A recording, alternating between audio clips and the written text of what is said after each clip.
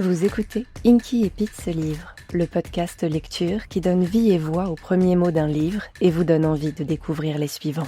Et plus précisément, vous écoutez les Wishkeepit, des lectures coup de cœur partagées par des auteurs et des autrices, des chroniqueurs et des chroniqueuses. Pour commencer 2026 avec une pile à lire remplie de magie et de paillettes.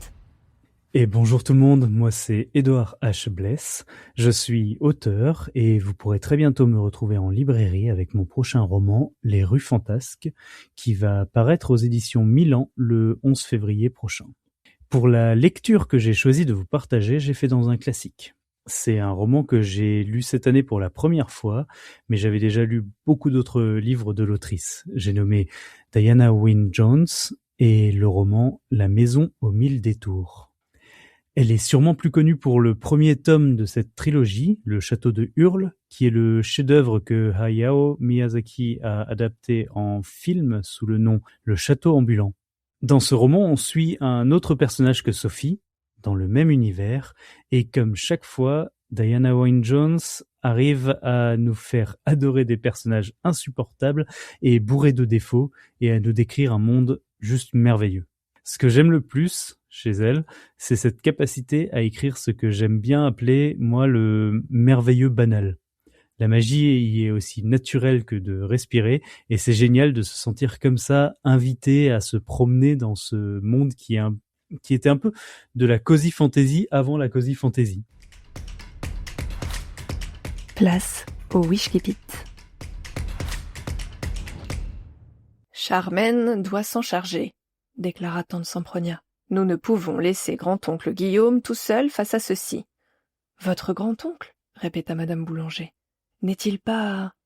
Elle toussa et baissa d'un ton, parce que, dans sa tête, ce n'était pas particulièrement convenable. N'est-il pas... sorcier? Bien sûr que si, mais il a... commença tante Sempronia en baissant à son tour d'un ton. Il a une sorte de tumeur dans les entrailles, et seuls les elfes peuvent l'aider. Ils doivent l'emmener pour le soigner, et il faut bien que quelqu'un entretienne la maison. Les sorts s'échappent si personne ne les surveille, vois-tu. Et je suis bien trop occupée pour ça. Rien que mon refuge pour chiens errants.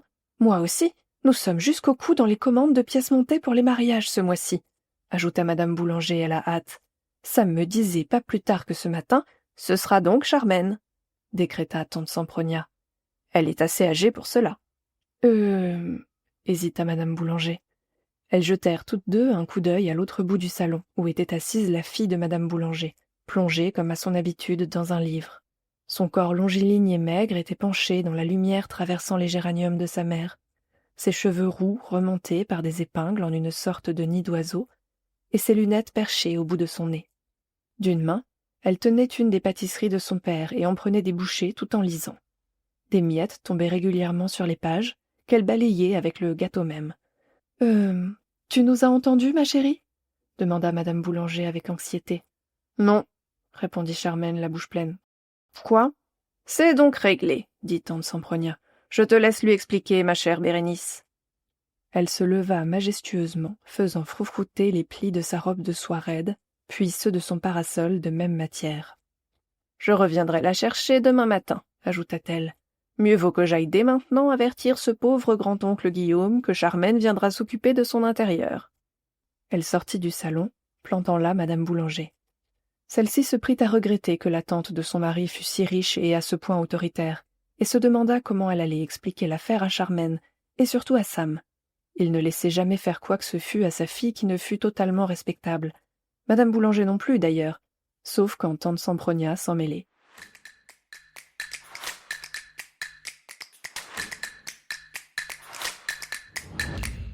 Pour 2026, je vous souhaite de trouver dans votre vie tout le confort et la douceur que Diana Wynne Jones décrit dans ses mondes.